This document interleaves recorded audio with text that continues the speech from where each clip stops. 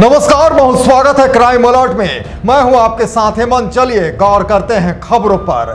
सारंगढ़ बिलाईगढ़ जिले के सरसीवा थाना क्षेत्र के पंडरीपाली गांव में 15 जुलाई को हुई वृद्ध महिला की संदिग्ध मौत अब हत्या में तब्दील हो गई है।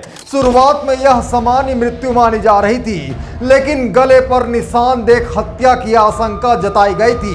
अब पोस्टमार्टम रिपोर्ट में सामने आए तथ्य चौंकाने वाले हैं और पुलिस ने मामले का पर्दाफाश कर दिया है। देखिए क्राइम अलर्ट पर।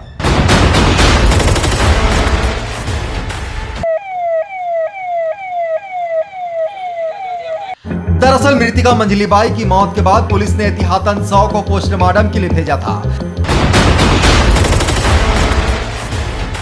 रिपोर्ट में महिला के शरीर पर गंभीर चोटों के निशान पाए गए और पुष्टि हुई कि उसकी रस्सी से गला घोंटकर हत्या की गई थी। जैसे ही पोस्टमार्टम रिपोर्ट आई, पुलिस ने जांच की रफ्तार तेज कर दी। जांच में यह बात सामने आई कि गांव के ही 4 लोगों भजन लाल, उसकी पत्नी नोनी बाई, राजा कुर्रे और साजन दास ने मिलकर मंजली बाई की हत्या की साजिश रची थी।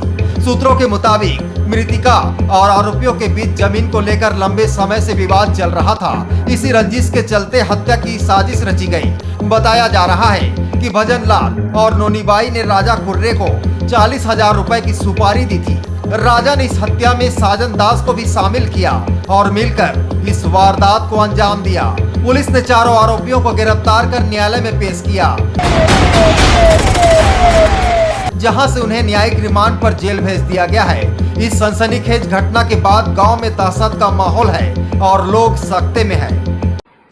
हमें एक 80 वर्षीय वृद्धा की मृत्यु की सूचना मिली थी। मौके पर जब पुलिस टीम पहुंची तो मामला थोड़ा संदिग्ध प्रतीत हो रहा था। डॉक्टर से शॉर्ट पीएम तुरंत मांगा गया इसमें, जिसमें पीएम रिपोर्ट से जो संदिग्धता की पुष्टि हो गई कि